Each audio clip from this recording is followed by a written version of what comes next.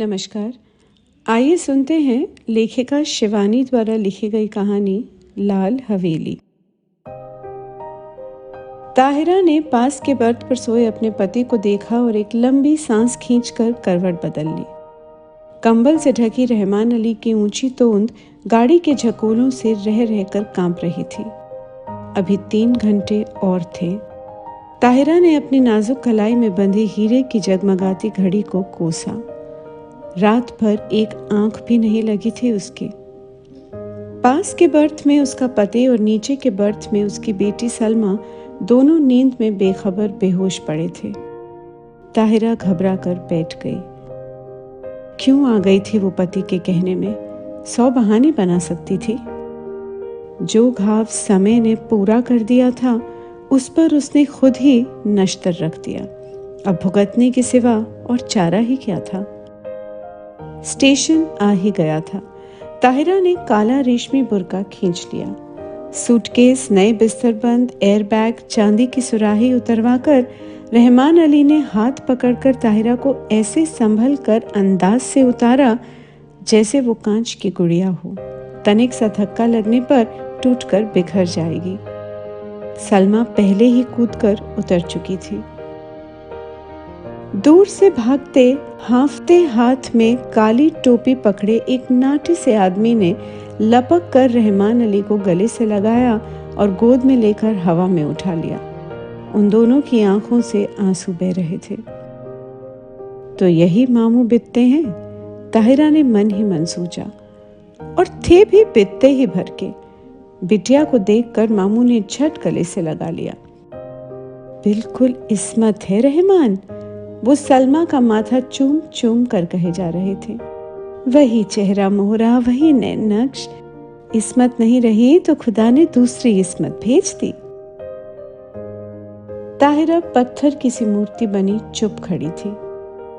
उसके दिल पर जो दहकते अंगारे दहक रहे थे उन्हें कौन देख सकता था।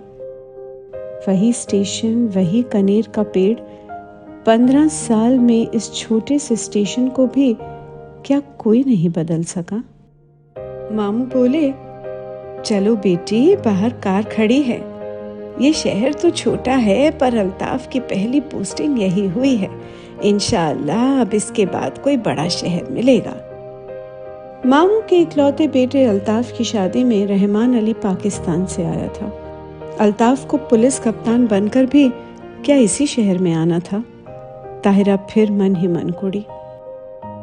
घर पहुंचे तो बूढ़ी नानी खुशी से पागल सी हो गई। बार बार रहमान अली को गले लगाकर चूमती थीं और सलमा को देखकर ताहिरा को देखना भूल गईं। थोड़ी देर के बाद उन्होंने एक अशरफी थमाकर ताहिरा का बुर्का उतार दिया। अल्लाह, चांद का टुकड़ा है। ताहिरा ने लज्जा से सर झुका लिया। 15 साल में वो पहली बार ससुराल आई थी। बड़ी मुश्किल से वीज़ा मिला था। 3 दिन रहकर फिर पाकिस्तान चली जाएगी। पर कैसे कटेंगे ये 3 दिन? चलो बहू, ऊपर के कमरे में चलकर आराम करो, मैं चाय भिजवाती हूँ, कहकर मामी उसे ऊपर पहुंचा आए। रहमान नीचे ही बैठकर मामू से बातों में लग गया और सलमा को तो बड़ी अम्मी ने गोद में ही खींच लिया। ताहिरा ने एकांत कमरे में आकर बुर्का फेंक दिया। बंद खिड़की को खोला तो कलेजा धक हो गया। सामने लाल हवेली खड़ी थी। चटपट खिड़की बंद कर तख्त पर गिरती पड़ती बैठ गई। खुदाया, तू मुझे क्यों सता रहा है? वो मुंह ढाँप कर सिसक उठी। पर क्यों दोष दे वो किसी को?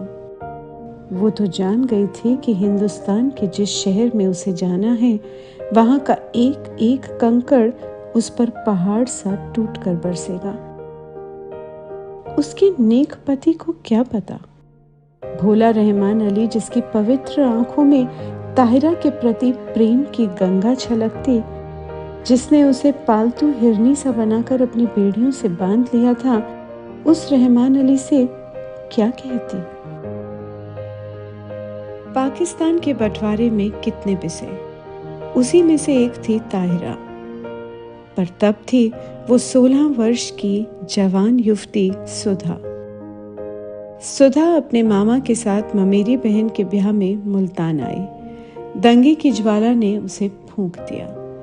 मुस्लिम गुंडों की भीड़ जब भूखे कुत्तों की भांति उसे बोटी सी चिचोड़ने को थी, तभी आ गया फरिश्ता बनकर रहमान अली। नहीं, वो नहीं छोड़ेंगे। हिंदुओं ने उनकी बहू बेटियों को छोड़ दिया था क्या? पर रहमान अली की आवाज की मीठी डोर ने उन्हें बांध लिया। सांवला दुबला पतला रहमान सहसा कठोर मेघ बनकर उस पर छा गया। सुधा बच गई, पर ताहिरा बनकर। रहमान की जवान बीवी को भी दिल्ली में ऐसे ही पीस दिया गया था। वो जान बचाकर भाग आया था, बुझा और घायल दिल लेकर। दोनों ने बिना कुछ कहे सुने मजबूरियों से समझौता कर लिया। ताहिरा उदास होती तो रहमान अली आसमान से तारे तोड़ लाता। वो हंसती तो वो कुर्बान हो जाता।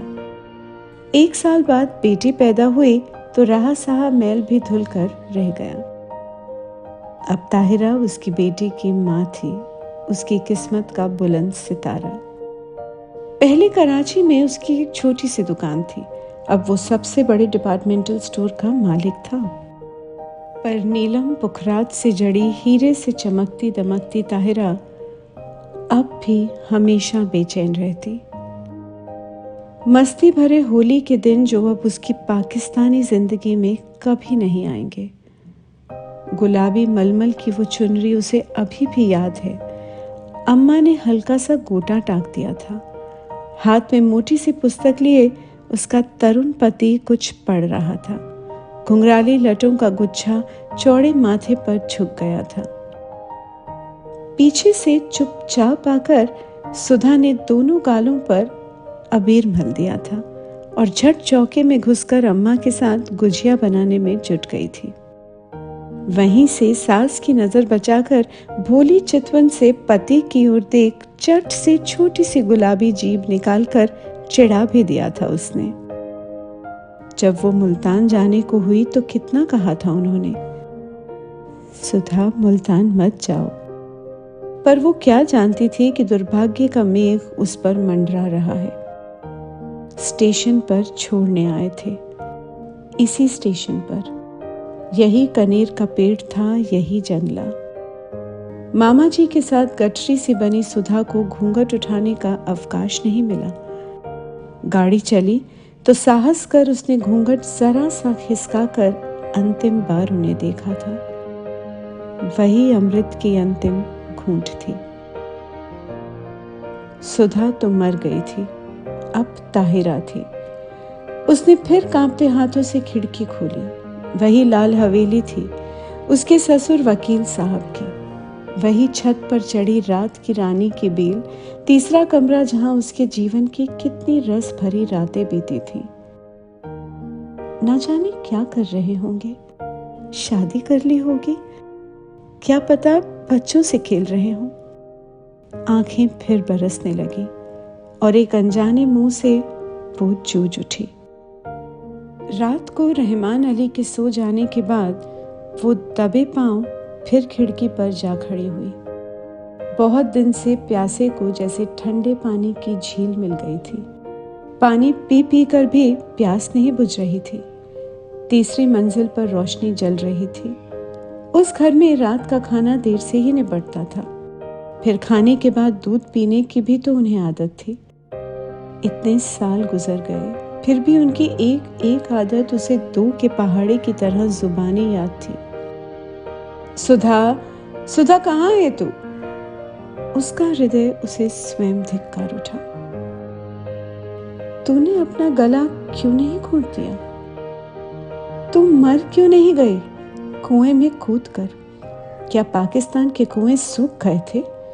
तूने धर्म छोड़ा पर संस्कार रह गए। प्रेम की धारा मोड़ दी पर बेड़ी नहीं कटी। हर तीज, होली, दिवाली तेरे कलेजे पर भाला भोंक कर निकल जाती है।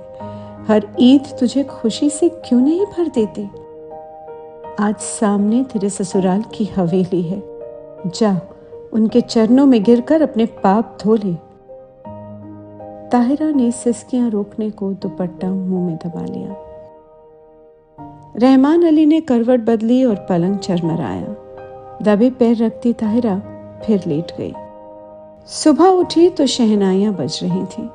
रेशमी रंग बिरंगी गरारा कमीज, चमकते दुपट्टे, हिना और मोतिया की महक से पूरा घर महक रहा था। पुलिस बैंड तैयार था। एक बस में रेशमी चादर तानकर पर्दा खींच दिया गया था, क्योंकि औरतें भी बारात में जाने वाली थीं।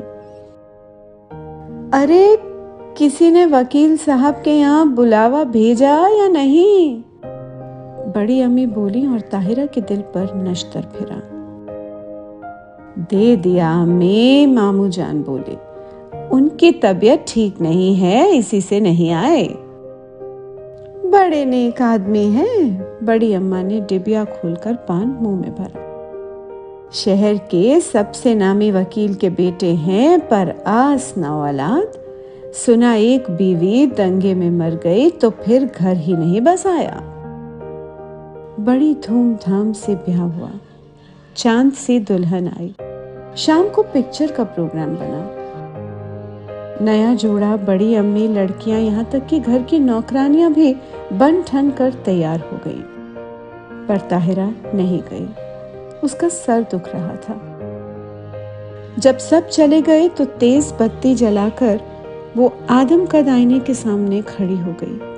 समय और भाग्य के अत्याचार भी उसके सौंदर्य को नहीं लूट सका था। वो बड़ी बड़ी आंखें, गोरा रंग और संगमरमर सी सफेद देह। कहीं पर भी उसके यौवन ने समय से मुंह की नहीं खाई थी। कल वो सुबह 4 बजे चली जाएगी। जिस देवता ने उसके लिए सर्वस्व त्याग कर वैरागी का वेश धर लिया है, क्या एक बार भी उसके दर्शन नहीं मिलेंगे?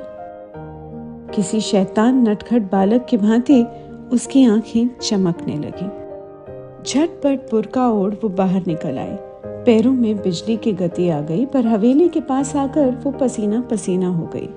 पिछवाड़े की सीढ़ियां उसे याद थी, जो ठीक उनके कमरे की छोटी खिड़की के पास आकर ही रुकती थी। एक एक पैर 10 मन का हो गया। कलेजा फट फट कर मुंह को आ गया, पर अब वो ताहिरा नहीं थी। वो 16 वर्ष पूर्व की चंचल बालिका नववधू सुधा थी, जो सास की नजर बचाकर तरुण पति के गालों पर अबीर मलने जा रही थी। आखिरी सीढ़ी आई। सांस रोककर आंखें मूंद वो मनाने लगी। हे महादेव, तुम्हारे चरणों में ये हीरे की अंगूठी चढ़ाऊंगी। एक बार उन्हें दिखा दो, पर वो मुझे ना देखें। बहुत दिन बाद भक्त भगवान का स्मरण कर रहा था। भगवान कैसे ना सुनते। आंसुओं से अंधी ने देवता को देख लिया। वही लट्ठे का पाजामा और मलमल का कुर्ता। मेज पर अभागिन सुधा की तस्वीर थी, जो गौने पर बड़े भैया ने खींची थी। जीप भर कर देख पगली और भाग जा, भाग ताहिरा भाग। उसके कानों में जैसे स्वयं भोलेनाथ गरजे। सुधा फिर डूब गई। ताहिरा जगी। सब सिनेमा से लौटने को होंगे। अंतिम बार आंखों ही आंखों में देवता की चरण धूलि लेकर वो लौटी और महादेव के देवालय की ओर भागी। ना जाने कितनी मनौतियां मांगी थी इसी देहरी पर। सर पटक कर वो लौट आई। आंचल पसार कर उसने आखिरी मनौती मांगी। हे भोलेनाथ, उन्हें सुखी रखना। उनके पैरों में कांटा भी न गड़े। हीरे की अंगूठी उतार कर चढ़ा दी और भागती हांफती घर पहुंची। रहमान अली ने आते ही उसका पीला चेहरा देखा तो नब्ज पकड़ ली। देखूं, बुखार तो नहीं है? अरे, अंगूठी कहाँ गई? वो अंगूठी रहमान ने उसे इसी साल शादी के दिन यादगार में पहनाई थी। न जाने कहाँ गिर गई।